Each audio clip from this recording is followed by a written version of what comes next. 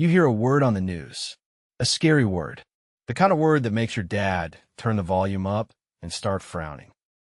And you think to yourself, okay, what actually is a recession? Besides something that sounds like a monster from a B-movie. Let's figure this out. Imagine the whole country's economy is one giant, magical pizza factory. This factory is always making stuff, pizzas, cars, haircuts, terrible reality TV shows. All day, every day. When the factory is humming along, making more and more pizzas than it did last year, we call that economic growth. Everyone's happy, jobs are plentiful, and you can afford that extra guacamole without having a small panic attack. But sometimes the factory gets tired. It slows down. It starts making fewer pizzas today than it did yesterday. If it slows down for long enough, usually 6 months or more, boom, that's a recession. The fancy people in suits have a term for this: negative GDP growth. My brain just heard blah, blah, blah accounting. What does that even mean? GDP is just the total price tag of all the pizzas the factory made in a year. That's it. So negative GDP growth is just a nerdy way of saying the factory is making less money from its pizzas. Okay, that kind of makes sense. It's not a monster, it's just a sleepy factory. But a new question pops into my head, a big one.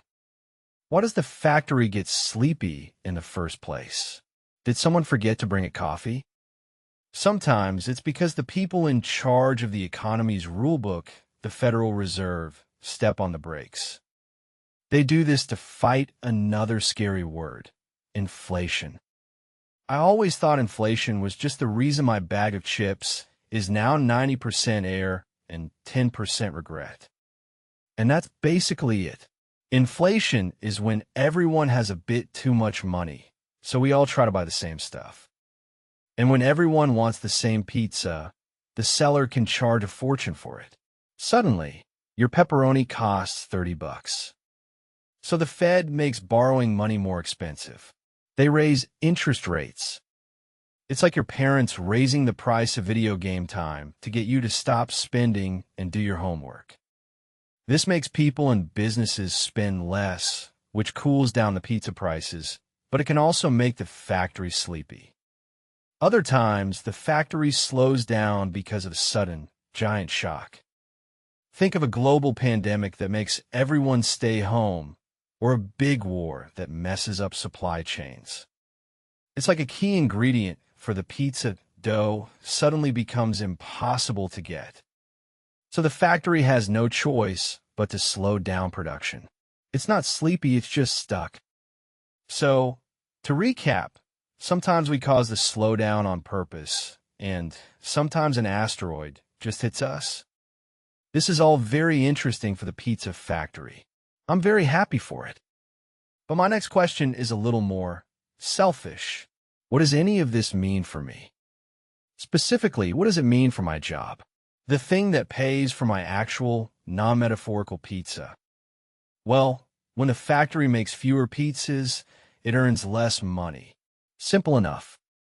And when a company earns less money, its owner starts to look a little stressed. I swear my boss has been making that exact same face all week. To save money, that stressed-out boss might decide to stop hiring new people. So, it suddenly gets harder to find a job if you're looking for one. More competition. And here comes the really scary part. If things get bad enough, they might start laying people off. It's not personal. It's just the company trying to survive while the factory is snoozing. This is why the unemployment rate usually goes up during a recession. It's a fancy term for more of your neighbors are now spending their weekdays in sweatpants, updating their resumes. Okay, yikes. Job market gets shaky. Got it. But there's another thing I don't get. If everyone has less money and is spending less, shouldn't things get, cheaper? And yet, my grocery bill just accused my wallet of committing a war crime. It's still so expensive. This is one of the cruel jokes of a recession. Prices are sticky. They shoot up fast during the inflation party, but they are very, very slow to come back down. So you get the worst of both worlds for a while: job insecurity and expensive eggs. And that pizza that costs $30, the pizzeria owner doesn't want to lower the price if he doesn't have to. He'll only lower it when he gets desperate, because no one is buying. And that takes time. So that explains why my wallet feels like it's been run through a paper shredder. It's all starting to connect. The sleepy factory, the nervous boss, the ridiculously priced groceries. If this is finally making sense, and you want to figure out more of this money stuff without your brain melting, maybe hit subscribe. Because I've got one more place to worry about. The place where my tiny little life savings live. The stock market. Or, as I like to call it, the great casino of adulting. If the economy is a sleepy factory, what happens to my $100 invested in Pizza Factory Incorporated? Well, the stock market is basically a giant mood ring for the economy. When a factory is humming, investors are confident and happy. They buy more stocks. The mood ring is bright blue. But when they hear the word recession, they get scared. They think the pizza factory will make less money.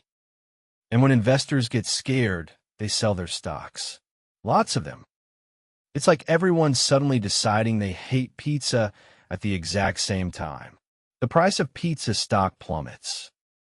So I open my app and see my $100 has turned into $60, and a deep sense of betrayal. My first instinct is to panic. Sell.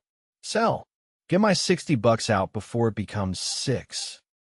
But financial experts say that's often the worst thing to do. It's like selling your winter coat in the middle of a blizzard. You're locking in your losses. You're making the temporary drop permanent. Historically, the market always recovers.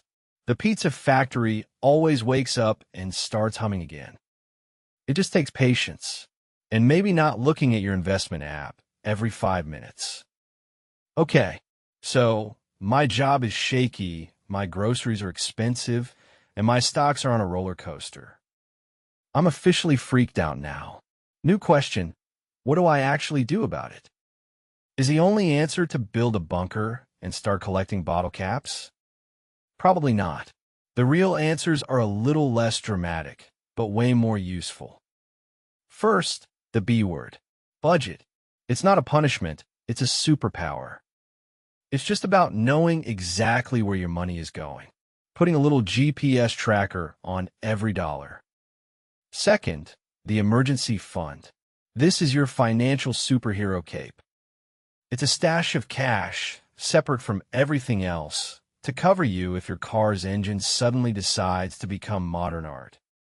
Having 3 to 6 months of living expenses saved up turns a crisis into just an inconvenience. Third, if you have debt, especially high-interest credit card debt, now is a great time to attack it. That debt is like a leaky hole in your financial boat. A recession is the storm. Plug the hole. And finally, don't panic.